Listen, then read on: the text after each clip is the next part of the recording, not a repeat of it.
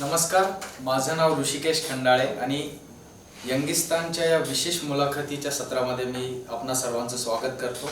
तर मराठी राजभाषा दिनानिमित्त आज आपण संजय आवटे जे महाराष्ट्र राज्य दिव्य मराठी या वृत्तपत्राचे संपादक आहेत त्यांचं आज आपण मराठी राजभाषा दिनानिमित्त मुलाखत करणार आहोत। तर सर्वप्रथम आपलं मनपूर्वक स्वागत।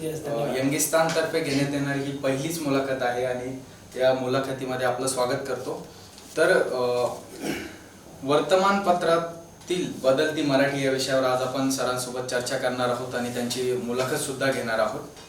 तर सर, आपण मराठी राजभाषा दिन निमित्त ही मुलाखत देतोय। तर मराठी भाषेचा जर विचार केला तर भाषा संवर्धनाचा 15 दिवस, मराठी राजभाषा दिनाचा 1 दिवस आणि महाराष्ट्र दिनाचा 1 दिवस असे 17 दिवस सोडले तर संवर्धनाचा कुठं विचार होतो का मराठी भाषेचा, हा प्रश्न एक सर्वांच्या समोर आहे। आणि परंतु जे मराठी वृत्तपत्र आहेत दैनंदिन ते दररोज त्या संबंधी काहीतरी काम करत असतात। तर त्याच दृष्टीने हा प्रश्न आहे की वर्तमानपत्राची मराठी भाषा संवर्धनामधली भूमिका काय आहे, त्याबद्दल तुम्हाला काय वाटतं? ऋषिकेश, हा तुमचा प्रयत्न खूप चांगला आहे की मुळामध्ये मराठी भाषा दिनाच्या निमित्तानं तुम्ही मराठी वर्तमानपत्राच्या संपादकांशी बोलता आहात आणि मराठी भाषेच्या अनुषंगाने काही गोष्टी समजून घेता आहात, ही चांगली गोष्ट आहे।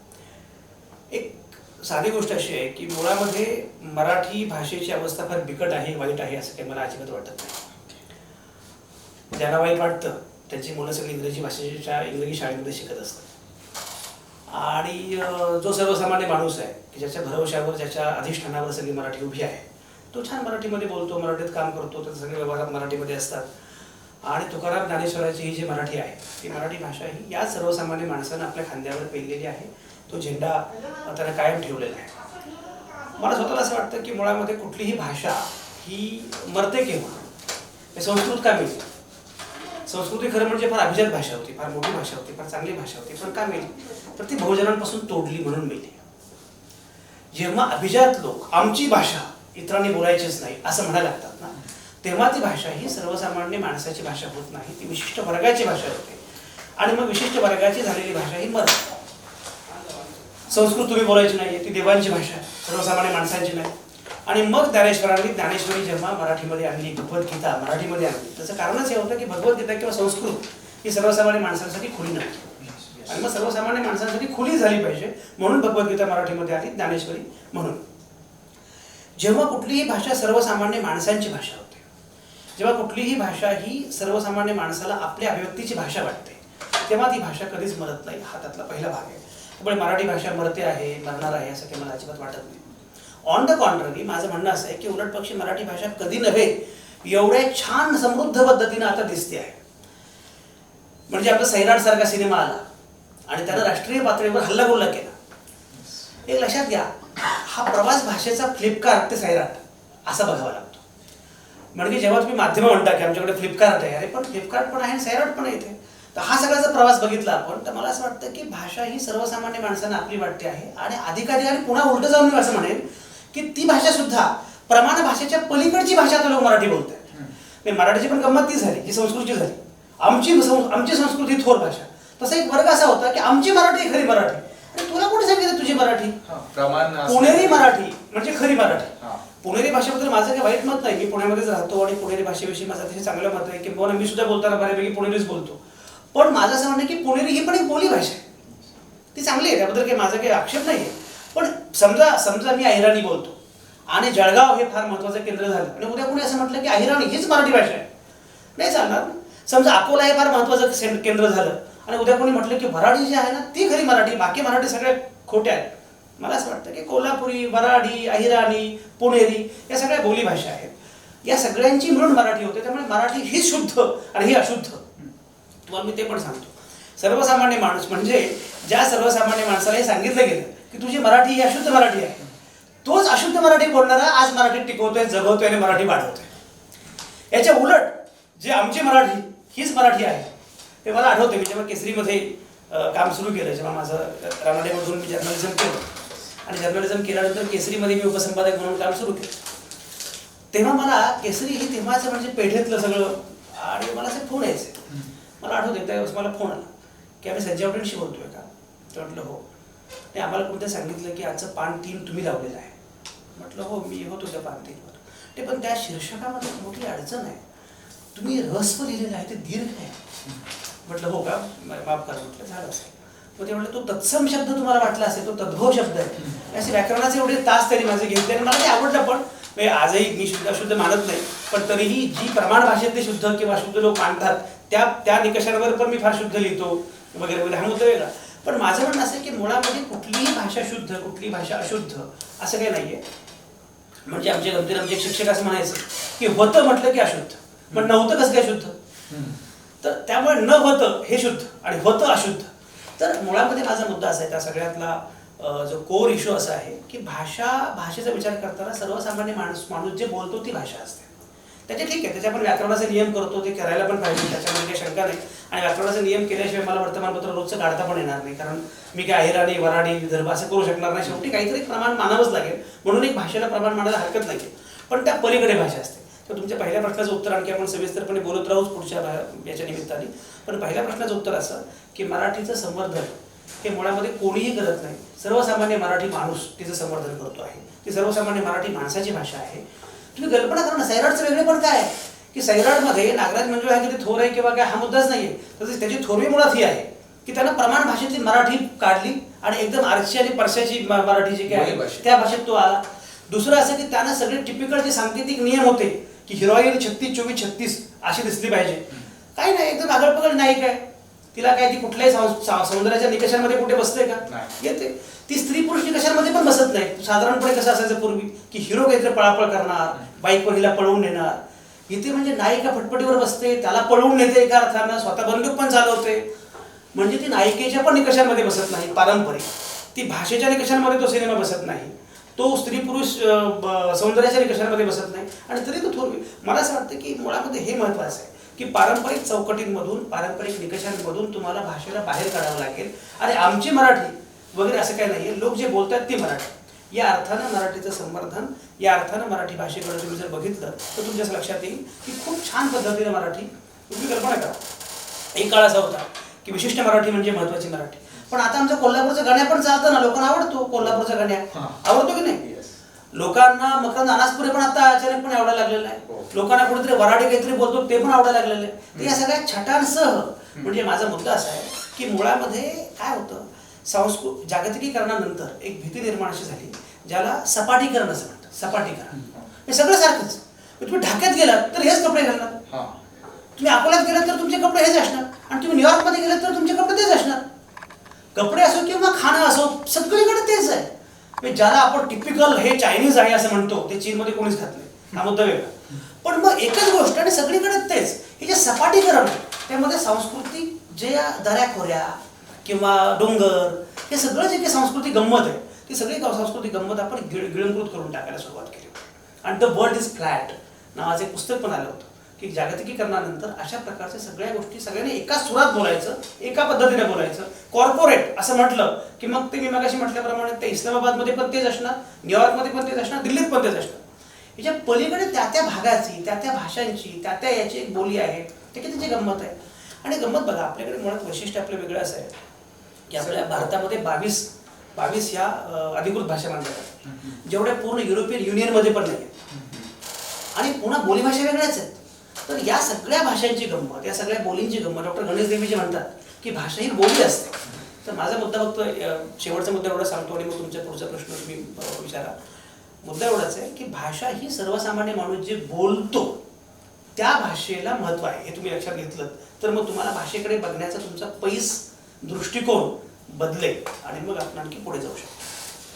तर आता आपण पत्रकारितेचा जर विचार केला मराठी भाषेच्या दृष्टीने, तर पत्रकारिता आता डिजिटल होते. तर मग मराठी भाषा सुद्धा काही डिजिटल होते किंवा काय, म्हणजे काय बदल होत आहेत या डिजिटल गोष्टींचा पत्रकारितेवर आणि मराठी भाषेवर कसा प्रभाव पडतो? काय भाषा बदलत असते, ती भाषा फॉर्म काय बदलते. माणसाला बोलायला 70,000 वर्ष लागलेली आहे. पहिल्यांदा ध्वनी होते, पहिल्यांदा आवाज होते, मग त्याचा अमुक आवाज म्हणजे अमुक शब्द. तर हा भाषेचा सगळा फॉर्म बदलत असतो. मला आठवतं, म्हणजे आता आजच मी सकाळी माझ्या एका मैत्रिणीशी बोलत होतो आणि म्हटलं यार आता आपण हाताने लिहित नाही, हे पूर्वी आश्चर्यकारक वेगळं वाटतं, आता सवयीचं झालंय. पण तुम्ही ज्या 2 पुस्तकांचा माझा उल्लेख केला, माझी 12 पुस्तकं आली, त्यात ती 2 पुस्तकं अशी वेगळी आहेत की जी मी कंपोज करून लिहिलेली आहे. बाकी 10च्या 10 पुस्तके मी हाताने लिहिलेली आहेत. ओबामापर्यंत माझं शेवटचं पुस्तक जे त्याच्यापूर्वी बराक ओबामा बदलत्या जगाचा सक्सेस पासवर्ड हे मी हाताने लिहिलेलं पुस्तक आहे. आणि शेवटचे अलीकडचे 2 पुस्तकं मात्र मी कंपोज केलेली आहेत. भाषा फॉर्म बदलते, पण त्यामुळे भाषा बदलत नाही. भाषा फॉर्म बदलत असते. आता प्रिंट होतं, प्रिंटच्या पूर्वी पूर्णपणे मुखोद्गत भाषा होती, प्रिंट पण नव्हतं. मला असं वाटतं की जेव्हा छापखाना आला, छापील अक्षरं आली, त्यापूर्वी काय होतं, सगळी मौखिक अक्षर होती, मौखिक परंपरा होती. पिढ्याने पिढ्या लोकांनी मुखोद्गत सगळी परंपरा जी आहे ती सगळी मुखोद्गत करायची आणि पुढच्या पिढीने ती मुखोद्गत करायची. मुखोद्गत परंपरा संपली, छापील परंपरा आली, छापील अक्षर आता कदाचित संपली, डिजिटली. तर हे संपल्यामुळे भाषा काही फार मोठी त्याच्यामध्ये काही फार फरक पडतो असं नाही. फॉर्म बदलतो, त्यामुळे भाषा पण बदलते, नाही असं नाही. भाषेचे पण वळणं बदलतात, भाषेचं रूप बदलतं, हे सगळं होतं. पण भाषा इज स्टील देअर. असे अनेक फॉर्म बदलून भाषा जिवंत राहते आणि नव्या फॉर्ममध्ये नवा फॉर्म आत्मसात करत भाषा असते. कारण शेवटी हे तंत्रज्ञान, डिजिटल हे तंत्रज्ञान, डिजिटल ही भाषा नाही, तंत्रज्ञान. मी गमतीनं मी जेव्हा लोकसत्तामध्ये होतो इंडियन एक्सप्रेसमध्ये, तर आमचा IT विभागाचा एक प्रमुख होता. त्या IT विभागाच्या प्रमुखाला मी गमतीनं म्हणायचो, तू गवंडी आहेस, तू घर बांधायचं, त्या घरात राहणार मी आहे, तुझं काम काय आहे की हे सगळे नेटवर्क तयार कर. ITचं माणसाचं काम काय की नेटवर्क तयार केलं, तुम्ही हे सगळं दिलं, अमुक केलं तमुक केलं, हे सगळं केलं, पण त्याच्यामध्ये राज्य कोण करणार आहे? त्यामध्ये राज्य कंटेंटचे माणूस करणार आहे. तर भाषा राज्य करत असते. हे फॉर्म बदलत असतात, ते येत राहते, ते बदलत जाते. सर, नेहमी एक मुद्दा उपस्थित होतो मराठी भाषेला अभिजात भाषेचा दर्जा मिळण्यासाठी. तर त्या संबंधी साहित्यिक नेहमी बोलताना दिसतात, परंतु वृत्तपत्रांची भूमिका बऱ्याचदा त्यामध्ये दिसून येत नाही, किंवा म्हणजे पत्रकार त्यामध्ये भूमिका घेत नाही. तर याबद्दल तुमचं काय मत आहे सर? नाही, मुळामध्ये बरं का, आम्ही अभिजात भाषा केल्यामुळे जर काही त्याला भाषेला काही निधी मिळणार असेल तर मला आवडेल. म्हणजे तो निधी काही मिळावा, 500 कोटी 1000 कोटी वगैरे मिळावा. मुळात अभिजात भाषा वगैरे काही मी ते मानत नाही. कुठलीही भाषा अभिजात आहे, बाकीच्या अभिजात नाहीत वगैरे, याला काही अर्थ नाही. आणि मग त्याला तो कालखंडाचा निकष वगैरे दिला जातो. तर मला स्वतःला त्या अभिजात भाषा वगैरे या सगळ्या प्रकरणामध्ये फार मोठा रस नाही. मला स्वतःला मी जे म्हटलं ना, सर्वसामान्यांची भाषा आणि सर्वसामान्य बोलतात ती भाषा, या संघाने भाषेकडे बघतो. तर अभिजात भाषा ही मेथड काही मला फारसं मान्य नाही. सर, तुम्ही अगोदर प्रश्नाचं उत्तर देताना बोललात की आयरनी, वराडी या ज्या भाषा आहेत, तर मग पत्रकारितेत त्याचं हे कसं करता येईल? समजा की जो आयरनी बोलतो, जो आयरनी, तो पत्रकार आपल्या वृत्तपत्रातून तसं काही होऊ शकतो का प्रयोग? बातम्या सुद्धा आयरनीतून जाव्यात? मी जसं म्हटल्याप्रमाणे द वर्ल्ड इज फ्लॅट मध्ये गडबड काय झाली, जेव्हा पूर्वी काय होतं, पूर्वी त्या भागाच्या आवृत्त्या किंवा त्या भागाची वर्तमानपत्र होती. म्हणजे सोलापुरा संचार होता, किंवा साताऱ्यामध्ये ऐक्य होता, अलिबागमध्ये कृषीवल होता. ओके, तर या त्या भागाची दैनिक होती आणि त्या भागातला स्मेल, फ्लेवर त्याला यायचा. द वर्ल्ड इज फ्लॅट मध्ये काय झालं, एकच पेपर, त्याच्या सगळ्या आवृत्त्या. त्यामुळे स्थानिकीकरणात स्थानिक जी गंमत आहे ती गंमतच निघून गेली. म्हणजे मी जेव्हा अकोल्यामध्ये लोकमतचा संपादक होतो, तेव्हा आम्ही मुद्दाम वराडी कॉलम सुरू केले की वराडी भाषेत लोक लिहिते. तर मला असं वाटतं की त्या स्थानिक स्वरूपात हे प्रयत्न केले पाहिजे. त्या ठिकाणची आपली एक भाषा असते, म्हणजे ज्याप्रमाणे वराडी भाषेमध्ये पाऊस पडला लोक म्हणत नाहीत, पाणी पडलं म्हणतात, पाणी आलं, तर पाणी आलं, बाबा बाप्पा किती पाणी असं म्हणतात. तर तुम्हाला तुमच्या बातम्यांमध्ये, तुमच्या लेखनामध्ये, किंवा तिथे काय समजा आपण असं म्हणतो की असे केले जाते, अकोल्यामध्ये किंवा वराडामध्ये असे केल्या जाते म्हणतात, असे केल्या जाते, तर ती भाषा आहे, त्याला काय अशुद्ध म्हणायचं कारण नाही. तेवढं आपण करू शकतो. पण शेवटी मी म्हटल्याप्रमाणे एक मर्यादा आहेच. कारण शेवटी जेव्हा तुम्ही वर्तमानपत्र म्हणता किंवा पुस्तक म्हणता, तेव्हा त्याला एक प्रमाण भाषेची गरज भासते. त्यामुळे अगदी प्रत्येक वेळी बोलीभाषा असं करून चालणार नाही, म्हणून ती बोलीभाषा वेगळी, लेखी भाषा वेगळी असं होणारच आहे. पण वर्तमानपत्रामध्ये सुद्धा किमान त्या भाषेचा फ्लेवर आला पाहिजे, त्या आवृत्त्याचा, त्या भागाचा फ्लेवर आला पाहिजे. असा प्रयत्न स्थानिक स्तरावर निश्चितपणे व्हायला पाहिजे. जे नवीन विद्यार्थी आहेत पत्रकारितेचे किंवा नवीन पत्रकार आहेत, ते आपण मागाशी सांगितल्याप्रमाणे वेगवेगळ्या पार्श्वभूमीतून येतात, तर मग त्यांच्यासमोर काय आव्हानं असणार आहे भाषेसंबंधी, भाषा शिक्षणासंबंधी? एक लक्षात घ्या, मुळामध्ये माझं म्हणणं असं आहे की भाषेचं संचित तुम्हाला कळायला पाहिजे. तुम्ही कुठल्याही वातावरणातले असले तरी काही बिघडत नाही. मराठी भाषा तुम्हाला कळायची असेल तर तुम्हाला तुकाराम ज्ञानेश्वरापासून ते अगदी ग्रेस आणि दीपूचित्रणपर्यंत तुम्हाला मराठी नीटपणे माहिती असली पाहिजे, मराठी कळली पाहिजे. दुसरी गोष्ट अशी आहे की मराठी भाषा ही काही अस्मितेची गोष्ट नाही, केवळ भाषा ही बाजाराची गोष्ट आहे. भाषा का निर्माण झाली तर ते काही कुणी काही अस्मितेसाठी भाषा नाही तयार झाली. भाषा तयार झाली संवादाचं माध्यम म्हणून. दळणवळणाचं माध्यम म्हणा, बाजाराचं माध्यम म्हणा. इंग्रजी का मोठी झाली? याचा अर्थ इंग्रजी काय फार थोर भाषा आहे का जगातली? पण इंग्रजांनी जगावर राज्य केलं. इंग्रजांचं बाजारावर राज्य होतं म्हणून इंग्रजी महत्वाची. समजा भारतामध्ये इंग्रजांच्या ऐवजी फ्रेंचांचं राज्य असलं असतं. प्लासीची लढाई झाली आणि प्लासीच्या लढाईमध्ये इंग्रज विरुद्ध फ्रेंच अशी लढाई झाली. त्यामध्ये फ्रेंच हारले, इंग्रज जिंकले. माझ्या पुस्तकात पण तो उल्लेख आहे. जर फ्रेंच जिंकले असते तर कदाचित आपण सगळे फ्रेंच बोललो असतो. त्यामुळे भाषा, आपल्या इंग्रजीवर प्रेम आहे का? तुम्ही गंमत लक्षात घ्या. परवा मी एका फेसबुकवर एक पोस्ट पण लिहिली होती की इंग्रज गेले पण आजही आपण उठल्या उठल्या चहा पितो. तो चहा कोणी दिला आपल्याला? इंग्रजांनी दिला. आजही जगातलं सगळ्यात सर्वाधिक खपाचं इंग्रजी वर्तमानपत्र ते टाइम्स ऑफ इंडिया आहे. म्हणजे इंग्रजांपेक्षा इंग्रजी आपण जास्त बोलतो. क्रिकेट, इंग्रज पण आता एवढे वेडे नसतील जेवढे आपण क्रिकेटसाठी वेडे होतो. तर मुद्दा असा आहे की ते सगळं त्यांनी दिलंय आपल्याला. भाषा ही या प्रकारे येत असते. माझा मुद्दा असा आहे की भाषा शेवटी मोठी कधी होती? आव्हान कुठलंही मोठं? आव्हान हे आहे की जी भाषा बाजारात टिकेल ती भाषा टिकेल. प्रेमासाठी ज्ञानेश्वर माझा मोठा आहे म्हणून कोणी पुढची पिढी मराठी बोलणार नाही. ती पुढची पिढी मराठी तेव्हा बोलेल जेव्हा त्याला मेडिकल एज्युकेशन पण मराठीमध्ये उपलब्ध असू शकतं, जेव्हा कायदा पण मराठीमध्ये उपलब्ध असू शकतो. जर्नालिझमची किती पुस्तकं चांगली मराठीमध्ये आहेत अशी अवस्था आहे. तुम्ही जा लायब्ररीमध्ये, तुम्हाला मोजकी 8-10 पुस्तकं सोडली तर तुम्हाला मराठीमध्ये उत्तम इंग्रजीची, उत्तम कम्युनिकेशन सायन्सवरची पुस्तकं उपलब्ध आहेत का? नाहीत पुस्तकं उपलब्ध. मग जी उपलब्ध आहेत ते अगदी बाळबोध, रसाळ, काहीतरी साध्या पहिलीतल्या मुलांनी शिकावं अशी पुस्तकं आहेत. पण मोठमोठे बाळ तुम्हाला मराठीमध्ये आहेत का? तर मुळामध्ये भाषेचं आव्हान हे आहे की ज्ञानाची सगळी क्षितिज ही भाषेनं सामावून घेतली पाहिजे. तर भाषा भाषा जी भाषा एक कायम सूत्र लक्षात ठेवा, जी भाषा बाजारात चालते ती भाषा टिकते. तुम्हाला मराठीला बाजारात उभं करावं लागेल. हे आव्हान सगळ्या लोकांसमोर आहे. आणि अगदी छोटं आव्हान म्हटलं की हे व्यापक आव्हान सांगितलं किंवा जर्नलिझमच्या विद्यार्थ्यांनी उद्या काय करायचं तर त्यांचं आव्हान एवढंच आहे की त्यांना मराठीमध्ये जर्नलिझम करावं पण त्याला सगळी ज्ञानाची स्थिती की त्याला कवेत घेता आली पाहिजे. मी त्याला केवळ मी मराठी उत्तम बोलतो, माझं मराठी ते तर असलं पाहिजेच. मी अनेकदा मराठी खूप चांगलं बोलतो म्हणणाऱ्या माणसांनी, पोरांनी तुकाराम पण वाचलेला नसतो, ज्ञानेश्वर पण वाचलेला नसतो, ग्रेसपंथाला माहिती नसतो, नामदेव ढसाळ पण माहिती नसतो आणि आत्ता काय चाललेल्या नव्या कादंबऱ्या कुठल्या आलेल्या हेही माहिती नसतं. तर ते तर माहिती असलं पाहिजेच. पण दुसरं म्हणजे तुमचं political science, economics, sociology, psychology, law, constitution या सगळ्याचा उत्तम अभ्यास असला पाहिजे, उत्तम वाचन असलं पाहिजे. आणि हे सगळं तुम्हाला छानपणे मराठीमध्ये मांडता आलं पाहिजे. आणि मराठीमध्ये बोलण्यासाठी तुम्हाला तुमचं उत्तम अन्य भाषा म्हणजे प्रामुख्याने इंग्रजी, आज तुमची इच्छा असो किंवा नसो, तुम्हाला मराठी टिकवायची असेल तर तुम्हाला इंग्रजी नीट पण आत्मसात करावं लागेल. तुम्ही इंग्रजीमध्ये शिका, इंग्रजीमध्ये बोला, इंग्रजी समजून घ्या आणि मग सगळं मराठीमध्ये पण मांडण्याचा प्रयत्न करा. शेवटी काय होतं एक लक्षात घ्या, आपण भाषांतर करतो पण मूळ कल्पनाच मराठीमध्ये आली पाहिजे ना. तुम्ही फेसबुकला काय मुखपुस्तिका म्हणाल पण फेसबुक मराठी माणसानं सुरू केलं का हा मुद्दा आहे ना. तुम्ही गुगलला आणखी काहीतरी मराठीत म्हणाल पण गुगलचा निर्माता कोण? मुद्दा असा आहे की तुम्ही फक्त काय केलं, तुम्ही फक्त तंत्रज्ञान शिकलात पण शेवटी तुम्हाला त्या बाजारावर राज्य करावं लागेल. आणि आता बाजारावर राज्य कोण करतं तर ज्याने इनोव्हेशन केलेलं आहे. ॲपल राज्य करतं, आज गुगल राज्य करतं, अलिबाबा राज्य करतो. तर हे सगळे का राज्य करतात तर त्या बेसिक कल्पना, बेसिक इनोव्हेशन तुम्हाला मराठीमध्ये आणलं पाहिजे. त्यामुळे मराठी मुलांनी मराठी भाषा टिकवण्यासाठी, वाढवण्यासाठी ट्विटरसारखं तुमचं मराठी काहीतरी असलं पाहिजे, तुमचे मराठी काही गोष्टी सुरू असल्या पाहिजेत. आणि म्हणून मराठी भाषेचं संवर्धन हा केवळ मराठी भाषकांचा आणि मराठी भाषेतल्या पत्रकारांचा आणि मराठी भाषेतल्या लेखकांचा मुद्दा नाही आहे.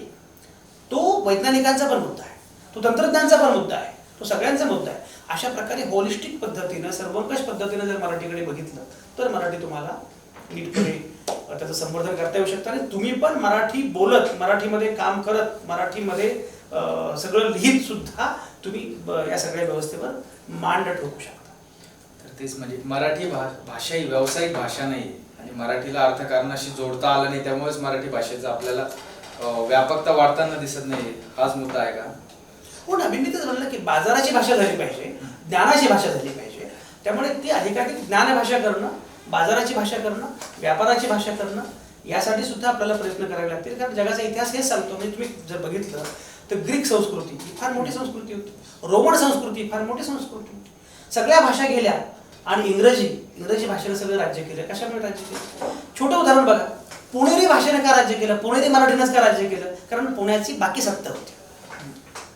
मराठीने का राज्य केलं, अहिराणीने का नाही केलं? मी जे म्हटलं की बोलीभाषाचे, मग त्यातल्या बोलीभाषेमध्ये पुणेरी बोलीभाषेनंच का राज्य केलं? कारण तेव्हा सत्ता, बाकीच्या सगळ्या सांस्कृतिक सत्ता, आर्थिक सत्ता, शैक्षणिक सत्ता ह्या सगळ्या पुण्यामध्ये एकवटलेल्या होत्या. आणि पुणेकरांनी राज्य केलं महाराष्ट्रावर, म्हणून पुण्याच्या मराठीनं महाराष्ट्राच्या मराठीवर राज्य केलं. तसंच ते अन्य भाषांचं पण आहे. आणि म्हणून तुम्हाला त्या अर्थानं अन्य ठिकाणी सुद्धा काम करावं लागेल. आज गंमत बघा, आज चीनीचे कोर्सेस सुरू झाले ना, चायनीज लोक शिकायला लागले.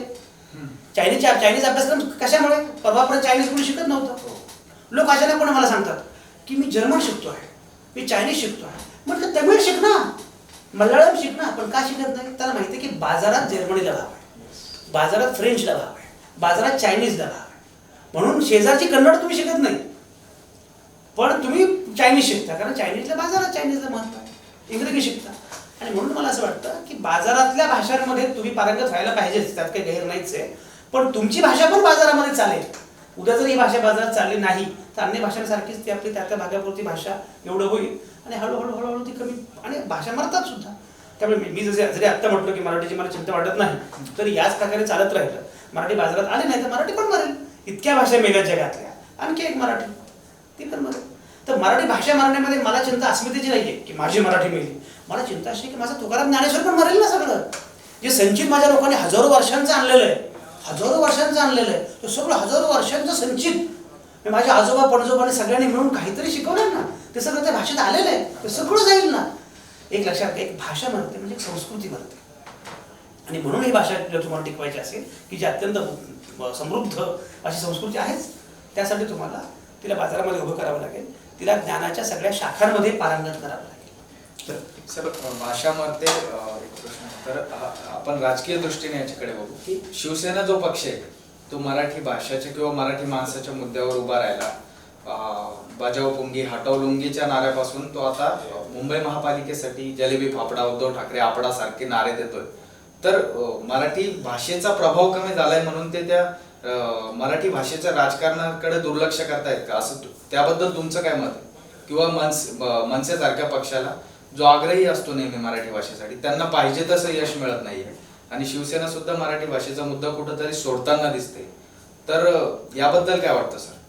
बघा, शिवसेनेचं किंवा मनसेचं राजकारण हे न्यूनगंडाचं राजकारण आहे. न्यूनगंडाचं राजकारण आहे म्हणजे काय की आपलं फार वाईट चाललं असं आपल्याला वाटत असताना कोणीतरी सांगतं की त्याच्यामुळे तुझं वाईट चाललेलं आहे. याला काही फारसा अर्थ नाही. दक्षिण भारतामध्ये पण हे बऱ्यापैकी भाषाविषयक चळवळी किंवा भाषाविषयक चळवळीतलं राजकारण आकाराला येणं असं दाक्षिणात्य भारतामध्ये बऱ्यापैकी झालं, ते महाराष्ट्रामध्ये फारसं काही झालं नाही. पण मला मुळात असं वाटतं की मुळामध्ये भारताचं वैशिष्ट्य म्हणजे जरी आपण भाषावार प्रांतरचना केली आणि प्रांताचा आधार भाषा होताच, त्याच्यामध्ये काही शंका नाही, आणि भाषावार प्रांतरचना महत्त्वाची होती, पण तरीसुद्धा भारतामध्ये तुम्ही असं म्हणू शकत नाही की तुम्ही याच प्रांतामध्ये जर आला तर तुम्हाला ती भाषा बोलावीच लागेल आणि अन्य भाषिकांना त्या प्रांतामध्ये अधिकार नाही असं काही म्हणता येणार नाही, कारण आपण सगळे भारताचे नागरिक असतो. अमेरिकेमध्ये कसं असतं की अमेरिकेमध्ये तुम्ही अमेरिकेचे पण नागरिक असता आणि त्या राज्याचे पण नागरिक असता. तसं भारतामध्ये काही तुम्ही राज्याचे नागरिक वेगळे नसता, तुम्ही देशाचे नागरिक असता. त्यामुळे या प्रकारचं राजकारण करण्यात काही अर्थ आहे असं मला वाटत नाही. मुळामध्ये जे केलं पाहिजे ते आपण करत नाही. हे न्यूनगंडाचं राजकारण जे आहे ते फक्त वोट बँकचं राजकारण आहे. उद्या जेव्हा असं वाटेल, तुम्ही म्हटल्याप्रमाणे उद्या जेव्हा तुम्हाला वाटेल की वरळीमध्ये जेव्हा गुजराती पोस्टर्स लागले, केमचो आदित्य वगैरे ते सुरू झालं, तर त्यामुळे हे वोट बँक पॉलिटिक्स जे आहे ते वोट बँक कुठल्या धर्माची आहे, कुठल्या जातीची आहे, कुठल्या भाषेची आहे त्यावर अवलंबून आहे. यांच्याकडनं काही फार अपेक्षा नाही. त्याच्या पलीकडे भाषेच्या अनुषंगाने तुम्ही काय करता? मी तुम्हाला जे म्हटलं की असे प्रकल्प आले पाहिजेत की सगळं वैद्यकीय शिक्षण मराठीमध्ये आणलं, हे करायला पाहिजे ना. मराठी माणूस काय करतो, मराठी माणूस काय, त्याचं वोट बँक पॉलिटिक्स करण्यापेक्षा सुद्धा अशा प्रकारचे प्रकल्प, म्हणजे विश्वकोश मंडळी आपल्याकडे, कोणाचं लक्ष नाही. कुठला राजकीय नेता बोलतो का विश्वकोशाविषयी काय चाललंय? ते वाईमध्ये त्याला थोडी इमारत नाहीये. गेल्या 5 वर्षांमध्ये त्याची इतकी अवस्था वाईट झाली, कोणी वाटेल त्या माणसाने विश्वकोश सांभाळला. मुद्दा असं की या प्रकारचे प्रकल्प जे आहेत ना, भाषा वाढवायची असते तेव्हा भाषा अशी वाढवायची असते. म्हणजे तुम्हाला शेक्सपियरची स्मारकं दिसतील, तुम्हाला मराठी कवी कोण आहेत काय तुकारामाच्या नावानं काय दिसेल तुम्हाला? एवढे मोठे कवी आहेत, त्या कवींच्या अनुषंगानं काय दिसतं? काही दिसत नाही. त्यामुळे मला असं वाटतं की केवळ अशा गोष्टी बोलून चालणार नाही. आज अवस्था इतकी वाईट आहे की आज महाराष्ट्रातल्या अनेक जिल्ह्यांमध्ये पुस्तकाची दुकानं नाही आहेत. तुम्ही जर गेलात अशा अनेक शहरं आहेत की जिथे पुस्तकांची, ललित साहित्याची दुकानं तुम्हाला मिळणार नाहीत. म्हणजे इंग्रजी भाषेमध्ये, मला सांगा, 12 कोटी लोक मराठी बोलतात, एवढी महत्वाची भाषा आहे. इंग्रजी भाषेमध्ये लोक लिहिण्यावर जगतात. तर विचारलं ना परदेशामध्ये गेल्यावर काय करतोस तू? म्हणजे मी लिहितो. पोटा पाण्याचं काय? तेच करतो. म्हटलं ही आमच्यासाठी फॅन्टसी आहे की लिहिण्यावर जगणं. हे तुम्ही का करू शकत नाही? कारण तुमच्याकडे प्रकाशन विश्व, साहित्य व्यवहार या सगळ्या ज्या गोष्टी आहेत त्या वाचक केंद्रित नाहीच. याच्यावर काम केलं पाहिजे. मागे जेव्हा पुस्तकांचं गाव सुरू झालं तर तावडेने मी हेच म्हणालो, विनोद तावडेने म्हटलं की पुस्तकांचं गाव आपल्याला इव्हेंट करायला फार आवडतं. अरे पुस्तकांचं गाव नाही, गावागावात पुस्तकं असली पाहिजे, त्याच्यावर काम करा ना. पुस्तकांचं गाव काय थडगं आहे का पुस्तकांचं, एक थडगं केल्यासारखं की हे थडगं पुस्तकांचं. पुस्तकांचं गाव नाही, गावागावात पुस्तकं गेली पाहिजे, प्रत्येक ठिकाणी पुस्तकं असली पाहिजे. शाळेमध्ये कॉलेजमध्ये लोकांनी वाचलं पाहिजे, पुस्तकं गेली पाहिजेत, सिनेमे गेले पाहिजेत, नाटकं गेली पाहिजेत. तर मला असं वाटतं की या अनुषंगाने काम केलं पाहिजे. भाषेवर आपल्याकडे भाषा काय इतिहास काय सगळ्याचा अस्मिता करून टाकतो आपण. अस्मिता आणि भावनिक उमाळा याच्यावर भाषेचं काही होणार नाही. भाषेचा मुद्दा व्यावहारिकच आहे आणि भाषेवर काम व्यावहारिक अंगानंच करावं लागणार आहे. त्याला खरं राजकारण म्हणता येईल. बाकी अस्मिता आणि भावनिक उमाळा याला काही अर्थ नाही. तर एक प्रश्न होता की म्हणजे आता अलीकडे तुम्ही साहित्याचा सुद्धा उल्लेख केला की साहित्याने जी भाषा टिकवली ती कवितेने म्हणा, कादंबरी म्हणेन, ती तिच्या जराशा छुपेपणातून भाषा टिकवली. म्हणजे एखाद्या कवितेतले जे शब्द असतात खरं तर ती प्रतिमा प्रतीका असतात आणि त्याच्यातून काहीतरी सांगायचं असतं. म्हणजे इथे भाषेचा उपयोग हा जरा वेगळ्या पद्धतीने झालाय. भाषेला अर्थ लपवते समजा भाषा इथे. पण आता अलीकडे जो इलेक्ट्रॉनिक मीडिया वगैरे आलाय, म्हणजे जे अर्नब स्टाईल पत्रकारिता ज्याला आपण म्हणू, की भाषा अतिशय कर्कशपणे उच्चारायची, ती जोरदार उच्चारायची, टोकदार शब्द वापरायचे आणि गोष्ट जशी आहे तशी छापायची. म्हणजे खरं तर भाषेचा जो इसेन्स आहे तो भाषा एखादा अर्थ किती हळुवारपणे पोहोचवते याच्यात दडलेला असतो. पण आता अलीकडच्या इलेक्ट्रॉनिक माध्यमाच्या काळात भाषा तो अर्थ किती टोकदारपणे पोहोचवते याच्या अशा पद्धतीने भाषेला स्वरूप आलेलं आहे. तर इलेक्ट्रॉनिक मीडियाचा वाढता प्रभाव हा भाषेच्या अधपतनाला कुठेतरी जबाबदार आहे का? अधपतनाला असं मला काही वाटत नाही. मी म्हटल्याप्रमाणे भाषा फॉर्म बदलत असतात. बघा की मी आता मागे तुम्हाला सांगितलं होतं की मी सगळ्या फॉर्म्समध्ये काम केलेलं आहे. डिजिटलचा पण मी संपादक होतो, प्रिंटचा पण संपादक होतो, टीव्हीचा पण संपादक होतो, रेडिओमध्ये पण मी काम केलं. मला असं वाटतं की भाषेचे सगळे फॉर्म्स वेगळे असतात. म्हणजे रेडिओचा फॉर्म वेगळा आहे, टीव्हीचा फॉर्म वेगळा आहे, डिजिटलचा फॉर्म वेगळा आहे, प्रिंटचा फॉर्म वेगळा आहे. मी जेव्हा पुस्तक लिहितो तेव्हा माझा तो फॉर्म वेगळा असतो. मी जेव्हा भाषण करतो तेव्हा तो भाषणाचा फॉर्म वेगळा आहे. मी जेव्हा मुलाखत देतो आहे तेव्हा तो फॉर्म वेगळा आहे. हे सगळे फॉर्म वेगवेगळे आहेतच. तुम्ही जे म्हणता अधपतन ते जर्नलिझमचं अधपतन आहे, पत्रकारितेचं अधपतन आहे. भाषेचं अधपतन अशा अंगाने मी बघत नाही. कारण उलटपक्षी इलेक्ट्रॉनिक माध्यमाच्या बऱ्याच स्थानांचा उपयोग करून तेवढ्याच हळुवारपणे मुद्दा कसा पोहोचवावा असं रमेश कुमार पण आपण बघत असतो. त्यामुळे असे पण लोक आहेत की जे त्या माध्यमाचा अत्यंत छानपणे वापर करतात आणि तो मुद्दा खूप नीटपणे नेमकेपणाने पोहोचवतात सर्वसामान्य माणसांपर्यंत. तर रमेश कुमार पण आहे, अर्णब पण आहे. आता पत्रकारितेच्या अनुषंगाने जो मुद्दा तुम्ही सुरुवातीला विचारला त्याच्या अनुषंगाने पण सांगितलं पाहिजे की एक मांडण्यास केलं पाहिजे किंवा एक लक्षात घेतलं पाहिजे की आता भाषा जी काही रोज सर्वसामान्य माणसाच्या व्यवहारामध्ये येते त्याचं माध्यम, त्याचं व्हेईकल हे पत्रकारिता हे आहे. कारण सर्वसामान्य माणसाला काही कादंबरी वाचत नाही, तुम्ही कथा वाचत नाही, त्याचा सर्वसामान्य व्यवहार जो आहे तो सुरूच आहे. पण त्याच्याही पलीकडे सर्वसामान्य माणसाच्या संपर्कात भाषा येते, मराठी येते. त्याचं मुख्य कारण काय तर रोजचं वर्तमानपत्र.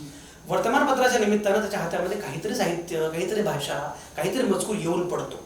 आणि शिवाय मराठी भाषेचं वैशिष्ट्य असं आहे किंवा महाराष्ट्राचं किंवा भारताचं फॉर दॅट मॅटर की आपल्याकडे वर्तमानपत्र ॲज गुड ॲज फुकटात मिळतं. एवढं कमी पैशामध्ये वर्तमानपत्र देशात जगात कुठेच मिळत नाही. जगामध्ये भारत हा एकमेव देश आहे की जिथे वर्तमानपत्र तुम्हाला जवळपास फुकटात मिळतं. मी माझं वर्तमानपत्र छापायला मला खर्च आहे माझा 12 रुपये आणि तुम्हाला मी वर्तमानपत्र देतो 5 रुपये. तर हे कुठेच घडत नाही. त्यामुळे आणि दुसरं असं आहे की भारताची आणखी गंमत अशी आहे की भारत हा एकमेव देश असा आहे की जिथे वर्तमानपत्र तुम्हाला घरात येऊन पडतं. बाकी ठिकाणी तुम्हाला बाहेर मॉलमध्ये जाऊन वर्तमानपत्र विकत घ्यावं लागतं. त्यामुळे वर्तमानपत्राच्या निमित्ताने तुम्हाला भाषा थेटपणे रोज येते आणि मग त्यामध्ये कविता पण असते, कथा पण असते, लेख असतात, वैचारिक मजकूर असतो, बातम्या असतात, बाकीच्या गोष्टी असतात. त्यामुळे हे वर्तमानपत्राचं जे योगदान आहे एकूण भाषेच्या अनुषंगाने हे तुम्ही बघा की पुस्तक समीक्षण म्हणजे आजही अशी अवस्था आहे की आजही वर्तमानपत्रांमध्ये पुस्तकाच्या जाहिराती असतात. आजही नाटकाच्या जाहिराती वर्तमानपत्रांमध्ये असतात. म्हणजे जेव्हा लॉकडाऊन नंतर नाटकं सुरू झाली तेव्हा प्रशांत दामलेंचा मला फोन आला. ते मला वाटतं नाटक संघाचे काही अध्यक्ष किंवा काहीतरी आहे. तर मला फोन आला की आम्हाला तुम्ही काही सवलतीच्या दरामध्ये नाटकाच्या जाहिराती देऊ द्या. याचा अर्थ असा की नाटक, साहित्य, पुस्तकं हे सगळे व्यवहार वर्तमानपत्राच्या मार्फत चालतात. त्यामुळे वर्तमानपत्र हे भाषेसाठी अतिशय महत्त्वाची गोष्ट आहे. इलेक्ट्रॉनिक माध्यमांची गोष्ट अशी की इलेक्ट्रॉनिक माध्यमांच्या निमित्ताने लोक बातम्या बघतातच. पण समजा इलेक्ट्रॉनिक मीडियाच्या निमित्ताने समजा मी मराठी बातम्या बघितल्या नाहीत तरी मराठी मालिकांच्या निमित्ताने काय असं मी बघतोच. त्यामुळे इलेक्ट्रॉनिक माध्यमामुळे मराठी जिवंत असं फार म्हणता येणार नाही. पण प्रिंटच्या अनुषंगाने मात्र असे तुम्हाला अनेक लोक सापडतील की ज्यांनी वर्तमानपत्र वगळता कुठलाही अन्य छापील मजकूर वाचलेलाच नाही. मी शालेय पुस्तकं सोडा पण त्यांनी कधी पुस्तकं वाचली नाहीत किंवा काही वाचलं नाही. पण त्यांच्या हातामध्ये छापील मजकूर जो आहे दॅट इज न्यूजपेपर. तर वर्तमानपत्राचं हे जे आहे की प्रिंट मुद्रित मराठीच्या अनुषंगानं वर्तमानपत्रांचं हे योगदान जे आहे ते मोठं आहे. आणि तुम्ही म्हटल्याप्रमाणे डिजिटल इलेक्ट्रॉनिक आता गंमत कशी असते की भाषा बदलते. उदाहरणार्थ मला स्वतःला साधं बोलायची पण माझी सवय लेखी आहे. मी लेखीच बोलतो, अशी माझी सवय आहे की असे करावे तसे करावे असंच बोलतो. पण जेव्हा मी टीव्हीत गेलो तेव्हा मात्र मला लोकांनी सांगितलं की टीव्हीत असं नाही बोलायचं. टीव्हीमध्ये बोलताना मग आपण काय करत होतो परवा असं थोडं इन्फॉर्मल बोललं पाहिजे. म्हणजे मी माझा डिबेट शो करायचो, तेव्हा डिबेट शो करताना मी जास्तीत जास्त औपचारिक बोलायला लागलो. पण नंतर माझ्या लक्षात आलं की माझी सवय मूळची जी आहे ती आहे. मी काही लोकांना सवय असते, त्याला काय माहिती ती कृत्रिम वाटून नाही, हा मुद्दा वेगळा आहे. पण मी कृत्रिम बोलतच नाही. मी ठरवून असं काही मला असे वाटते असं म्हणतच नाही. मी मला असे वाटते असं मला सवयच आहे. पण मुद्दा असा की मला लक्षात आलं की टीव्हीमध्ये मात्र बोलताना तुम्हाला भाषेवर वेगळं काम करावं लागतं. दुसरं असं की समजा एखाद्या विषयावर मला काम करायचं किंवा एखाद्या विषयावर मला लेख लिहायचा, तर मी 700 शब्दांचा लेख लिहू शकतो. वर्तमानपत्रामध्ये 1000 शब्दांचा लेख लिहू शकतो. टीव्हीमध्ये मात्र मला माझं ओपनिंग समजा लिहायचं आहे किंवा ओपनिंग मला द्यायचं आहे माझ्या डिबेट शोच्या पूर्वी, तर ते 100-200 शब्दांमध्ये असलं पाहिजे. कारण 30 सेकंद, 1 मिनिट, 1.5 मिनिट याच्या पलीकडे काही वाचन फारसं हे होत नाही. तर त्याची मला भाषा बदलावी लागते. डिजिटल आता इनशॉर्ट सारखं माध्यम आलं की 60 शब्दांमध्ये बातमी. मी आमच्या वेळी जेव्हा आम्ही जर्नलिझमला सुरुवात केली तेव्हा 60 शब्दांचं लीड असायचं. आता अख्खी बातमी 60 शब्दांची. तर हे बदल होत जाणार आहेत, हे फॉर्म बदलणार आहेत. आकाशवाणीला आणखी ती गंमत आहे की रेडिओला तुम्हाला आणखी वेगळं बोलावं लागतं. त्यामुळे या प्रकारचे स्वरूप जे आहे भाषेचं ते माध्यमानुसार बदलत जातं. पण त्या प्रत्येकाची खुमारी आहे, ते प्रत्येकाची गोडी आहे. त्यामुळे कोणी कुठल्याच माध्यमाने कुठलं अधपतन केलंय असं काही मला वाटत नाही. उलट मी असं म्हणेन की शेवटी इलेक्ट्रॉनिक काय किंवा रेडिओवरची काय हीच भाषा मूळची भाषा आहे. कारण भाषा मुळातच बोली आहे. भाषा मुळातच बोली आहे. त्याचं आपण अक्षर रूपांतर केलं ते उलट पक्षी कृत्रिम होतं. रिमेंबर बरोबर. त्यामुळे जे रवीश कुमार बोलतो किंवा अर्णब गोस्वामी पण बोलतो तीच मूळ भाषा आहे. तर भाषा ही बोलण्यासाठी जन्माला आलेली आहे. भाषा जन्माला येताना याचे लेखी होईल असं त्यांच्या आपल्या पूर्वजांच्या डोक्यात नव्हतं. ती येताना कल्पना अशी होती की आपण बोलू, आपण बोलत राहू. मग कुणाला तरी असं वाटलं की हे बोलायचं सगळं ठीक आहे, पण हे किती कसं काय करायचं आहे बोलायचं. आणि मग त्यातून लक्षात आलं की आपण मौखिक वगैरे बरोबर आहे, पण मौखिक किती साठवणार. पण मग पुन्हा काय झालं, मुखोद्गत याच्यामुळे काय झालं की विशिष्ट लोकांच्या ते अखत्यारीत गेलं. कारण प्रत्येकाची मुखोद्गत करायची क्षमता असेल असं नाही. समजा यांचं पाठांतर चांगलं आहे, मग हे सगळं मुखोद्गत करतील ना, यांच्याच पिढीकडे जाईल पुढच्या. आणि समजा त्यांचं मुखोद्गत करायची क्षमता नाही, ह्याच्या पुढच्या पिढीकडे काही जाणारच नाही. की ज्यांची मुखोद्गत करायची क्षमता आहे मग याच्यावर. आणि हा एक झाला मुखोद्गतचा भाग. दुसरा गणित आहे, बाकी व्यवहार आहे.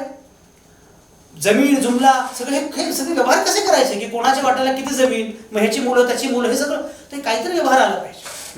हे उलट पक्षी अक्षरामध्ये रूपांतर हे साहित्याचा उशिरा झाला आणि गणिताचा अगोदर झाला. का लोकांना मॅथमॅटिक्स वगैरे ह्या सगळ्या गोष्टी होत्या ना की हिशोब करायचा. शेवटी हिशोब महत्वाचा आहे. पैसा नावाची गोष्ट आली. म्हणजे आज पैसा नावाची गोष्ट ही सगळ्यात विश्वासघातकी मानली जाते. पण लक्षात घ्या, पण पैसा ही मानवी विश्वासावर उभी राहिलेली सगळ्यात मोठी गोष्ट आहे. पैसा काय, पैसा इज प्रॉमिस. तुम्ही जर 10 रुपयाची नोट बघितली काय लिहिलेलं असतं, I promise you to pay this. ज्याला तुम्ही 500 रुपये म्हणता ते 500 रुपये नसतात, ते 500 रुपयाचं प्रॉमिस असतं. पूर्वी कवडे असायच्या, आणखी काही असायचं, सोनं असायचं. सोनं ही गोष्ट कशा म्हणून, सोनं ही गोष्ट केवळ पैशासाठीचं चलन म्हणूनच मोठी झाली. पूर्वीच्या याच्यामध्ये असं लिहिलेलं आहे की सोनं ही गोष्ट अशी आहे याच्यापासून शस्त्र तयार करता येत नाही, याच्यापासून हत्यार तयार करता येत नाही, याचा बाकी काही उपयोग नाही. तर या धातूचं करायचं काय. सोनं हा धातू अनेक वर्ष अडगळीमध्ये होता, पण त्याचा पैशामध्ये रूपांतर झालं म्हणून त्याचं महत्व वाढलं. मुद्दा असा की सगळ्या ज्या गोष्टी आहेत त्याच्यामध्ये लेखी भाषा जी आहे ती मुळातच कृत्रिम रूपांतरण आहे, हे आपण लक्षात घेतलं पाहिजे. इलेक्ट्रॉनिक माध्यमाची भाषा ही मूळ भाषा यासाठी आहे कारण बोली भाषाच महत्वाची आहे. आणि म्हणून इलेक्ट्रॉनिक माध्यम, डिजिटलमध्ये पण काय, डिजिटलमध्ये सुद्धा तुम्ही अधिकाधिक बोली भाषा वापरता आहात. किंवा डिजिटलमध्ये पण व्हिज्युअल आहे, ऑडिओ व्हिज्युअल आहे. तर या सगळ्याचा जो फायदा आहे, या सगळ्याचा जो फायदा आहे ना, त्यामुळे मला असं वाटतं की मुळामध्ये भाषा ही बोलीच भाषा होती, त्याचं लिखित आपण रूपांतर केलेलं आहे. त्यामुळे सगळ्यात महत्त्वाचा मुद्दा आपण या निमित्तानं लक्षात घेतला असं पाहिजे की भाषेचे फॉर्म बदलत जातात. फॉर्म बदलल्यामुळे भाषेचा क्षय होतो किंवा भाषेचं अधपतन होतो असं मला अजिबात वाटत नाही. उलट पक्षी भाषा अधिक समृद्ध होते आणि भाषेच्या वेगवेगळ्या रूपांमुळे, वेगवेगळ्या फॉर्म्समुळे ती आणखी समृद्ध होत जाईल असं मला वाटतं. हां सर, एक प्रश्न होता. आता मागे लेखक सुधीर रसाळ सर म्हणले होते की आपल्या महाराष्ट्रामध्ये नॉन भाषिक लोक खूप वर्ष राहू शकतात, तसं दक्षिण भारतामध्ये राहू शकत नाही. आणि त्याचाच एक प्रश्न पुढे आहे की आपले मुख्यमंत्री ते मराठी चेंबर ऑफ कॉमर्समध्ये पण हिंदीमध्ये बोलतात आणि आता मागे ज्यावेळेस ते जनतेला संबोधित केलं त्यावेळेस त्यांनी हिंदीमध्ये बोलण्याचा प्रयत्न केला. सर, हा आपल्या सामाजिक किंवा राजकीय क्षेत्रामध्ये मराठीचा उदासीनपणा आहे का सर? नाही, मी म्हटलं ना मगाशी की ही फार उदासीनता आहे असं मला वाटत नाही. दक्षिण भारतामध्ये खूप मराठीचं प्रेम आहे, त्या भाषेवरच ते उभे राहिले, हे सगळं खरं आहे. पण दक्षिण भारतातल्या एकूण राजकारणाला पण खूप मर्यादा आहे, हे पण आपण लक्षात घेतलं पाहिजे की महाराष्ट्राचं राजकारण ज्या प्रकारचं प्रगत आणि प्रगल्भ राजकारण आहे तसं प्रगल्भ राजकारण दक्षिणात्य भारतामध्ये कधी निर्माण पण होऊ शकलं नाही, कारण ते भाषिक अस्मितेमध्ये अडकलं. त्यामुळे त्यांच्या अनेक मर्यादा पण आहेत. मला असं वाटतं की मी मगाशी म्हटल्याप्रमाणे मुळात असं अजिबात मानण्याचं कारण नाही की आमच्या भाषेत बोला असं हट्ट केल्यामुळे भाषा मोठी होत नाही. ज्या मराठा चेंबर ऑफ कॉमर्सचा तुम्ही उल्लेख करता त्या मराठा चेंबर ऑफ कॉमर्समध्ये मराठी बोलणारे उद्योजक किती आहेत याच्यावर ते उद्योगावर तुमचा प्रभाव आहे की नाही हे ठरणार आहे. मग तुम्ही एखाद्या अग्रवालला किंवा एखाद्या तोष्णीवालला किंवा एखाद्या शेखला किंवा एखाद्या कुठल्या आणखी फर्नांडिसला मराठीत बोल हे सांगून उपयोग नाही. पाटील देशमुख कुलकर्णी देशपांडेंनी तिथे उद्योग केला पाहिजे ना, तर ती मराठी भाषा आपोआपच मोठी होईल. त्यामुळे हा आपला प्रॉब्लेम काय झालेला आहे की आपण जे नेहमी पूर्वी एक विनोद सांगायचे की आपल्याकडे म्हणजे जपान, अमेरिका, चीन वगैरे या लोकांचं वैशिष्ट्य असं आहे की ते मोठमोठ्या नवनव्या वस्तू तयार करतात आणि आपलं वैशिष्ट्य असं आहे की आपण कुठल्याही वस्तूवर मेड इन इंडिया असं लिहू शकतो. त्याला काही अर्थ नाही ना.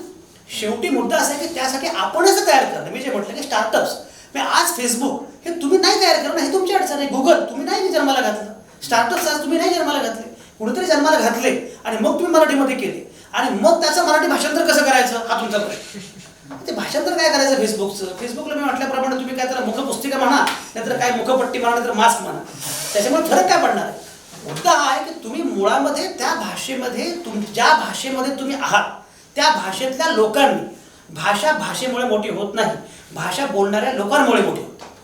त्या लोकांनी या प्रकारचं जागतिक स्वरूपाचं काम करणं, या प्रकारचं अर्थकारणावर मांड ठोकणं याच्यावर अवलंबून आहे तुमची भाषा मोठी होणार की नाही, हा सगळ्यात महत्त्वाचा मुद्दा.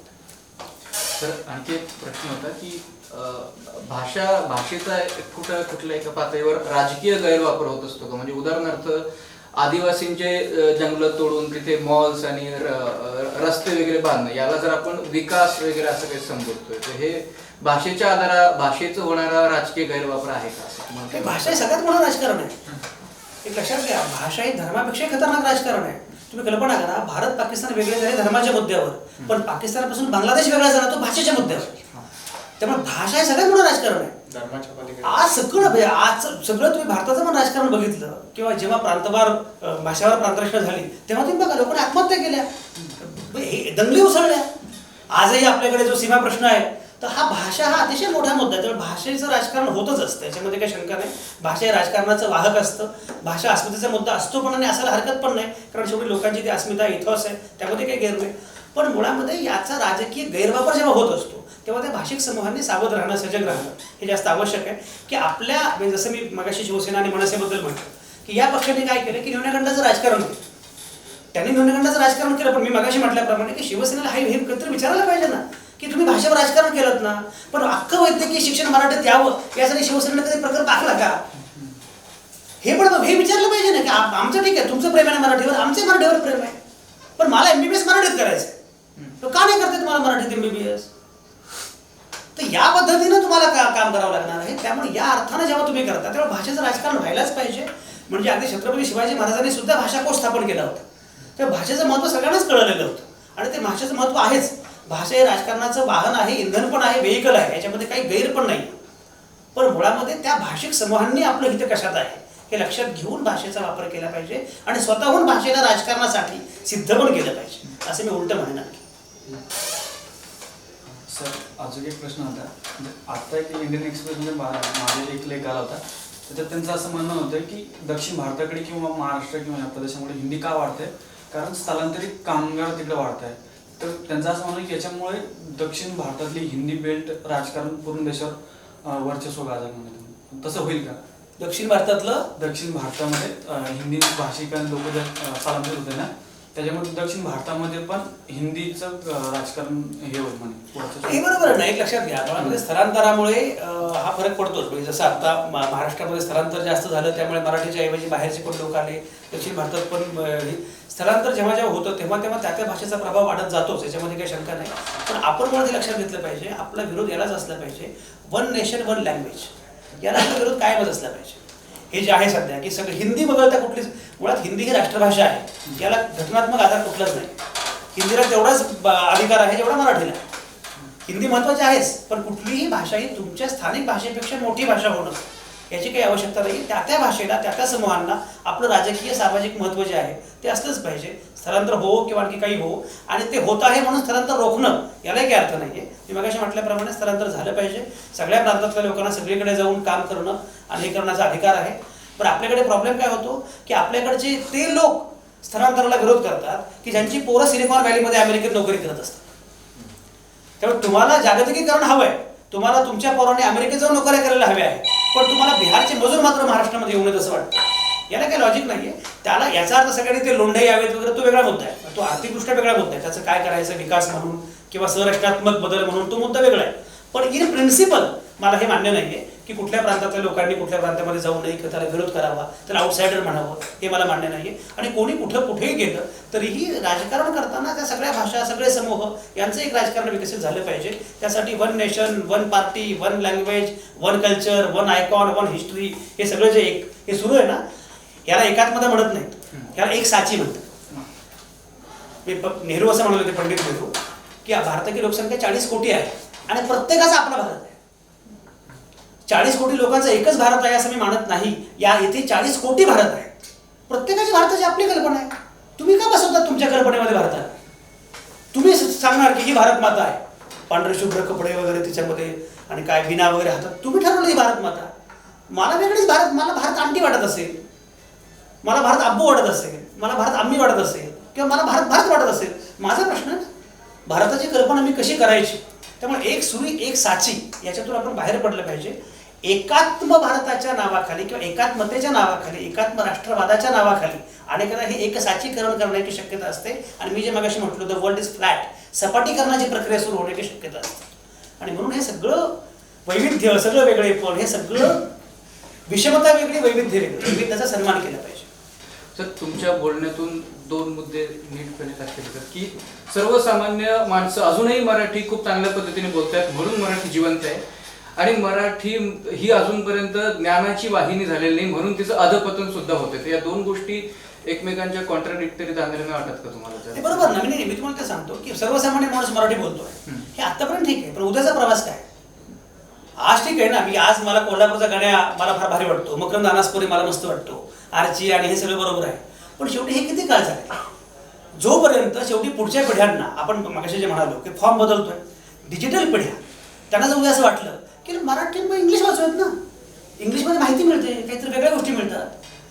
मला एक सांगा, केवळ साहित्यासाठी, केवळ नाटकासाठी, केवळ कवितेसाठी मराठी वाचणारे लोक किती असणार आहेत? ते कायमच कमीच असणार आहेत. 1%, 2%, 3% असतील. आता तुम्ही जरी सर्वेक्षण केलं समजा औरंगाबादमध्ये काय 20 लाख लोक आहेत, ते 20 लाख लोकांचा मराठी कवितेशी किती संबंधित असेल? ज्यांचा येतो तो व्यवहाराशी येतो, बाजाराशी येतो, त्या निमित्ताने येतो. उद्याच्या पिढीला समजा माझ्या मुलांना उद्या असं वाटलं की अरे मला जर काहीतरी वाचायचं आहे, समजा अर्थसंकल्पाबद्दल, मला सध्या मेडिकल एज्युकेशनबद्दल काहीतरी वाचायचं आहे, मला वॅक्सिनेशनबद्दल काही मला बेसिक डाऊट्स आहेत, तर मला इंग्रजीमध्ये चांगला मजकूर आहे त्यापेक्षा, आणि मराठीमध्ये वॅक्सिनेशनबद्दल चांगला मजकूरच नाही. भारत अमेरिका संबंधांवर किंवा अमेरिकेच्या एकूणच सगळ्या याच्यावर किंवा post corona what would happen, काय होईल जगामध्ये, याच्यावर चांगलं इव्हॉल्व नोवा हरारेसारखं माझ्याकडे कोणी लिहितच नाहीये. तर तुम्हाला इव्हॉल्व नोवा हरारे तुमच्याकडे नसेल, तुमच्याकडे नोम चोम्स्की नसेल, तर मग तुमचं कोण वाचणार आहे ना? शेवटी मी पण काय म्हणेल, मी सुद्धा स्वतः मराठीतली पत्रकारितेची पुस्तक कधीच वाचते नाही, जर्नलिझम करताना पण वाचते नाही, आत्ता पण वाचते नाही. का मला असं वाटतं की नाहीच, जे आहे तितकी बाळबोध आहेत की जे आपण 10वीला शिकलो असतो तरी तेवढं तर कळतंच, म्हणजे बातमी कशी लिहावी वगैरे. पण मला कम्युनिकेशन सायन्ससाठी, कम्युनिकेशन स्टडीजसाठी जर मला इंग्रजी पुस्तकं रेफर करावी लागणार असतील तर तुम्ही काय कराल? तुम्ही इंग्रजी पुस्तकं रेफर करा. पुढची पिढी जे तुम्ही आत्ता गेलं ती पुढची पिढी 4थीमध्येच करेल ना, 5वीमध्येच करेल. त्यामुळे मुद्दा असा आहे की पहिली गोष्ट अशी आहे की भाषा, मराठी भाषा ही अत्यंत देखणी, समृद्ध, सकस, थोर भाषा आहे. एवढ्या चांगल्या भाषा जगाच्या पाठीवर फार कमी आहे. ही सगळ्याच अर्थांनी, वारसा, कंटेंट, लोकसंख्या, बोलणाऱ्या लोकांची संख्या आणि येणारं साहित्य, या सगळ्या अर्थांनी आहे. मी आपल्याकडे जो तुकाराम आहे, आपल्याकडे जो नामदेव ढसाळ होता, आपल्याकडे जो ग्रेस आहे, तो तुम्हाला जगाच्या पाठीवर फार कमी सापडेल. आपल्याकडे खरोखर याचं कारण काय माहिती आहे का? याचं कारण असं आहे की आपल्याकडे खूप गुंतागुंतीचं जगणं आहे. अमेरिकेच्या माणसाचं जगणं एवढं गुंतागुंतीचं नसतं. म्हणजे निकष खाटमोटे पाटील हे DCP आहेत, हे इथे DCP असतात, माझ्याकडे येतात तेव्हा काय संजू मित्र म्हणून येतात, कुठल्या तरी गुंडाला भेटतात तेव्हा मग ते कोण आहे DCP आहे ते कळतं. त्यांच्या जेव्हा कॉन्फरन्स जातात, कॉन्फरन्सला त्यांच्या नॅशनल इंटरनॅशनल कॉन्फरन्स जातात तेव्हा तिथं काहीतरी इंग्रजीमध्ये प्रेझेंटेशन करतात, आणि गावात जातात तेव्हा गावात त्या लोकांसोबत शेतावर दारा धरतात. ह्या सहज गुंतागुंतीने सहज जगण्याची आपल्याला सवय आहे. त्याच्यामुळे आपल्या जगण्यामध्ये इतकी गंमत आहे आणि इतकं वैविध्य आहे. त्यामुळे आपल्याकडच्या कथा, कादंबऱ्या, कविता, साहित्यामध्ये गंमत आहे आणि खूप चांगलं साहित्य आपल्याकडे आहे. आपल्याकडे सिनेमे सुद्धा चांगले आलेले, सगळं आलेलं आहे. त्याच्यात खूप काम करणं आवश्यक आहे, हा मुद्दा वेगळा, पण ते बेसिक आपल्यामध्ये आहे. आणि दुसरं तुमची परंपरा इतकी मोठी आहे. म्हणजे माझा ज्ञानेश्वर जेव्हा आता विश्वात्मके देवे असं म्हणाला तेव्हा अमेरिकेचा जन्म पण झालेला नव्हता. हा इतिहास आहे ना तुमचा. 1200 वर्षापूर्वी कुठे अमेरिका होती? तेव्हाचा माझा ज्ञानेश्वर आहे, त्याच्या पूर्वीपासूनची माझी सगळी भाषा आहे. तर एवढं सगळं माझ्या भाषेमध्ये आहे. माझी भाषा उत्तम आहे, देखणी आहे सगळ्याच अर्थाने. लेखी म्हणून सुद्धा जे सौंदर्य आहे, बोलताना सुद्धा ज्या प्रकारचे, म्हणजे इंग्रजी लोकही मान्य करतात की ज्या छटा आणि ज्या प्रकारच्या मराठीमध्ये उपलब्ध आहेत ते इंग्रजीमध्ये पण नाही आहेत. तर हे सगळं मराठी भाषेमध्ये आहे. त्यामुळे मराठी भाषा थोर आहे, छान आहे, आज तिचं उत्तम चाललेलं आहे. आज मराठी भाषेचं काही वाईट चाललेलं नाही आहे, हे नक्कीच आहे. कारण मराठी भाषा सर्वसामान्य माणूस बोलतोय, ओके, आत्ता काही वाईट चाललेलं नाही. मी मगाशी म्हटल्याप्रमाणे ज्यांना मराठी भाषेविषयी चिंता आहे त्यांची मुलं इंग्रजी भाषेमध्ये शिकतात, आणि ज्यांना मराठी भाषेबद्दल काही ते बोलत नाही, चिंता करत नाही, ते मात्र मराठीमध्ये बोलत. पण हे आत्ता बोलत आहे. पण आपल्याला 100 वर्षानंतर पण काय होईल बघावं लागेल ना. ज्याप्रमाणे मी असं म्हणालो की रोमन साम्राज्य संपलं, ग्रीस एवढी मोठी संस्कृती होती संपली, मराठी संस्कृती, भाषेवर एक संस्कृती उभी असते. ही संस्कृती पण संपू शकते. ती केव्हा संपेल? ती तेव्हा संपेल जेव्हा तुम्ही बाजारामधून हद्दपार व्हाल. ती तेव्हा संपेल जेव्हा तुमची सत्ता संपेल. आणि जर तुम्हाला सत्ता संपादन करायची असेल, तुम्हाला बाजारावर मान ठोकायची असेल, तुम्हाला नव्या पिढीने पण तुमच्या भाषेमध्ये बोलून, एक लक्षात घ्या, आपल्याला नव्या पिढीनं जगाशी नातं सांगावं आणि नव्या पिढीनं पुढे जावाशी इच्छा आहे की नाही आपली, तर त्याला तुमच्या भाषेमध्ये बोलून केवळ पुढची कुठलीही पिढी, आणि ते करू पण नाही कुठल्याही पिढीनं, पुढची कुठलीही पिढी, आत्ताची, आणखी पुढची किंवा आणखी पुढची कुठलीही पिढी केवळ अस्मिता म्हणून भाषेकडे बघणार नाही. ती आवश्यकता म्हणूनच बघेल, गरज म्हणूनच बघेल. आणि ज्या भाषेमुळे तिला अभ्युदयाची आशा आहे त्याच भाषेसोबत ती जाईल. तुमच्या भाषेमध्ये ती अभ्युदयाची आशा तिला दिसली पाहिजे. त्यासाठी ती ज्ञानाची भाषा झाली पाहिजे, ती बाजारामध्ये उभी राहिली पाहिजे. तर भाषेला अजिबात मरण नाही. त्यामुळे हा शेवटी सुरुवात आपण किती ज्ञानेश्वर तुकारामापासून केली तरी आपल्याला पुढे, एक लक्षात घ्या, ज्ञानेश्वरांनी पण काय केलं, गीता आणली ना मराठीमध्ये. हे आजचं नाही आहे. मी तुम्हाला काही सांगतोय की इंग्रजी आहे ना तर मराठीत आणलं ना. तुम्ही सुरुवातच केली ना. ज्ञानेश्वरांनी कशाला आणली भगवद्गीता?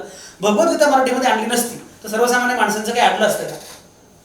पण त्यांना असं वाटलं की तेव्हाचं सर्वोत्तम ज्ञान, तेव्हाचं सर्वोत्तम साक्षात्कार तुझ्या संस्कृत भाषेकडनंच उपलब्ध आहे, तो माझ्या मराठीला मिळाला पाहिजे, माझ्या मराठी वाचकांना कळलं पाहिजे. मग आज जगाचं सर्वोत्तम ज्ञान, सर्वोत्तम साक्षात्कार, सर्वोत्तम जे जे आहे ते मराठीमध्ये आलं पाहिजे की नाही. साने गुरुजींची फार उत्तम कविता आहे, जगात जे जे सुविचार वारे मदीय भाषेत भरोत सारे. साने गुरुजींनी प्रचंड भाषांतरे केली, प्रचंड भाषांतरे केली. लोकांनी साने गुरुजींना फक्त श्यामची आई वगैरे असं आपलं गुढी गुढी करून टाकलं. तो अत्यंत विचारवंत, अभ्यासक, विश्लेषक होता. डिस्कवरी ऑफ इंडिया नेहरूंचं साने गुरुजींनी मराठीत आणलं. भारतीय संस्कृती साने गुरुजींनी मराठीत आणली. तर मराठीमध्ये हे सगळं आणलं. आणि याचा अर्थ केवळ भाषांतर करणं असं नाही, दोन्ही स्तरावर मी म्हटलो की ते ज्ञान, मी तुम्हाला काय म्हटलं मगाशी, सगळं जगातलं ज्ञान मराठीमध्ये उपलब्ध असलं पाहिजे, हा पहिला भाग. आणि दुसरं, जागतिक दर्जाचं काही आपण उभं केलं पाहिजे. हे आपण पॅसिव्ह एंडला असण्याचं कारण नाही की मग तिकडे काहीतरी घडेल, ते घडलं की आपण भाषांतर करूच, असं नाही. आमचे प्रकाशक मित्र आहेत, ते इंग्रजी, त्यांचं एक उद्योगच आहे, इंग्रजी कोणी पुस्तक आले मराठीत करतात. ते मला गमतीने ते मला म्हणाले की आवडे साहेब तुमचं पुस्तक मला हे का, पुढचं पुस्तक तुमचं जे आहे मराठीत ते आम्ही करू. तर म्हटलं पण त्यासाठी मला मुळात इंग्रजीत लिहावं लागेल. नाही म्हणे आम्ही एखादं पुस्तक मराठी पण करू ना. पण मुद्दा काय की हेच केवळ असतं का मानलं, हे तर असलंच पाहिजे की इंग्रजी टू मराठी हे आपण केलंच पाहिजे. पण एक युवाल नोआ महारारी आमच्याकडे पण आला पाहिजे, एक झुकेरबर्ग आमच्याकडे पण उभा राहिला पाहिजे, एक बिल गेट्स आमच्याकडे पण आला पाहिजे. तर हे तुम्हाला तुमचं पण तुमच्या पद्धतीने पण काही उभं करावं लागणार आहे. या दोन्ही अर्थाने काम केलं. आणि म्हणून मी म्हटलं की भाषेचं काम हे फक्त भाषेचं काम नाहीये, हे भाषक समूहाच्या सगळ्या लोकांचं काम आहे. म्हणजे उद्योजकांचं पण काम आहे. आपल्याला काय वाटतं की मराठी भाषा, मराठी लेखकांची मुलाखत घ्या, मराठी संपादकांची मुलाखत घ्या, मराठी कवींची मुलाखत घ्या, मराठी प्राध्यापकांची मुलाखत घ्या. सगळ्यात पहिला तर उद्योजकांशी बोलावं लागेल. सगळ्यात पहिल्यांदा अभियंत्यांशी बोलावं लागेल, सगळ्यात पहिल्यांदा डॉक्टरांशी बोलावं लागेल, सगळ्यात पहिल्यांदा या सगळ्या ब्युरोक्रॅटशी बोलावं लागेल, या सगळ्यांशी बोलावं लागेल. मी आजही तुम्हाला ब्युरोक्रसीसाठी सगळे पब्लिक ॲडमिनिस्ट्रेशनची पुस्तकं तुम्हाला इंग्रजीमध्ये उपलब्ध असतील तर मग उपयोग काय. मी अनेक येतात ही UPSC MPSC मुलं करतात, त्यांची भाषा मराठी असते पण सगळं इनपुट सगळे मिळतात इंग्रजीमधलेच. तर या सगळ्या प्रकारे तुम्हाला ते सगळं वाढवावं लागेल. हे वाढवलं तर तुम्हाला भाषा खऱ्या अर्थानं हा व्यापक पैस जो आहे, हा व्यापक पट जो आहे तो लक्षात घेतला पाहिजे. एक शेवटचा प्रश्न सर, की आपण जे सगळं म्हटलं की मराठी भाषेस वाढवण्यासाठी या ज्या काही गोष्टी केल्या पाहिजे, तर त्यामध्ये सरकारची काय भूमिका असते बरं सर? म्हणजे त्यांनी राजश्रय, भाषेला राजश्रय आपण जसं म्हणतो, तर सरकारची काय भूमिका असली पाहिजे या सगळ्या गोष्टीसाठी, मराठीला अर्थकारणाशी जोडण्यासाठी वगैरे या सगळ्या गोष्टींसाठी? एक लक्षात घ्या, मुळात राजाश्रय वगैरे हा शब्द काही मला आवडत नाही, कारण हे काही कोणी राजे बिजे कोणी नाही आहेत, हे सगळे आपलेच नोकर आहेत, त्यांना पण राजे केल्यामुळे गडबड झालेली सगळीच. पण मुळात काय, ह्या सगळ्या आपल्या नोकरांना आपण सांगितलं पाहिजे ठणकावून की माझी भाषा आहे, माझा भाषक समूह आहे आणि उद्याच्या पिढीनं मराठी भाषा बोलणं वगैरे ह्यानंतर जमत आहे. मला चिंता काय असणार आहे, बेसिक चिंता काय असणार आहे की माझी पुढची पिढी ही समृद्ध आयुष्य जगली पाहिजे. ते मराठी बोलेल नाही तर कन्नड बोलेल आणि नंतर जमत आहे. कुठल्या कोणाला पहिलं काय वाटेल की माझी पोरं, माझी नातवंड, माझी पंतवंड यांनी काय केलं पाहिजे, यांनी समृद्ध संपन्न आयुष्य जगले पाहिजे. ते जगण्यासाठी म्हणून त्यांना त्यांच्या भाषेमध्ये हे सगळे गोष्टी मिळाल्या पाहिजेत आणि त्याच्या अनुषंगानं तुम्ही मराठी भाषेचं महत्त्व, मराठी भाषेचं हे जे आहे ते वाढवण्याचा प्रयत्न करा. आणि मग अशा प्रकारे सगळे मुद्दे मांडले, ज्ञानभाषेचा मुद्दा असेल किंवा मराठी मुलांनी या सगळ्या उद्योगांमध्ये यावं, या सगळ्या गोष्टी कराव्यात यासाठीचे प्रयत्न असतील, यासाठीचे कौशल्य विकासाचे कार्यक्रम असतील. आपल्याकडे स्किल एज्युकेशन वगैरे आपण फक्त म्हणतो, पुढे काहीच करत नाही, तर कौशल्य विकासाचे कार्यक्रम असतील. या सगळ्या अनुषंगानं तुम्हाला काम करावं लागणार आहे आणि दुसऱ्या बाजूला संस्कृती संदर्भात पण काम करावं लागणार. म्हणजे साहित्य, कथा, तुम्ही जे मगाशी म्हणालो तुम्हाला की साहित्य व्यवहार आपल्याकडे सगळ्यात अतिशय वाईट व्यवहार आहे. साहित्य व्यवहारामध्ये जेवढे पैसे पुस्तक विक्रेत्यांना मिळतात तेवढे पैसे लेखकाला मिळत नाही, कारण हा सगळा आत्महत्याचा व्यवहार आहे. त्यामुळे त्याच्याकडे तुम्हाला नव्या अंगाने बघावं लागेल. साहित्य संमेलनाला 25 लाख रुपये दिले म्हणजे काही तुमचं काम संपलं नाही. तुम्हाला साहित्य व्यवहार, संस्कृती व्यवहार याच्या अनुषंगाने वेगळं काम करावं लागेल. तशी प्रतिभा सरकारमध्ये असली पाहिजे, तसा जनरेटा लोकांमधून उभा राहायला पाहिजे आणि सरकारने सुद्धा हे मुद्दे अत्यंत गांभीर्याने घेतले पाहिजेत. आता काय होतं की प्राथमिक शिक्षण समजा इंग्रजीमध्ये आहे, मराठीमध्ये आहे, लोकांना असं वाटतं की अरे नाही, प्राथमिक शिक्षण जर मराठीमध्ये घेतलं तर आपल्या मुलाचं काहीतरी अडेल, काहीतरी बिघडेल, तर त्यासाठी त्या शिक्षणाचा दर्जा सुधारणं हे पण तुम्हाला करावं लागणार आहे. मला असं वाटतं की सरकारनं या प्रकारचं होलिस्टिक काम करावं लागेल. हे बघा, कुठल्याही मोठ्या प्रश्नांची सोपी उत्तरं द्यायला लोकांना आवडतं पण ती कधीच नसतात. त्यामुळे 1, 2, 3 अशी उत्तरं आहेत माझ्याकडे आणि लगेच जगात क्रांती होईल अशी उत्तरं माझ्याकडे पण नाही. पण ही उत्तरं आपण सामूहिकपणे शोधण्याचा प्रयत्न केला पाहिजे, तर मराठी भाषेचं काहीतरी होऊ शकतं. तर धन्यवाद सर.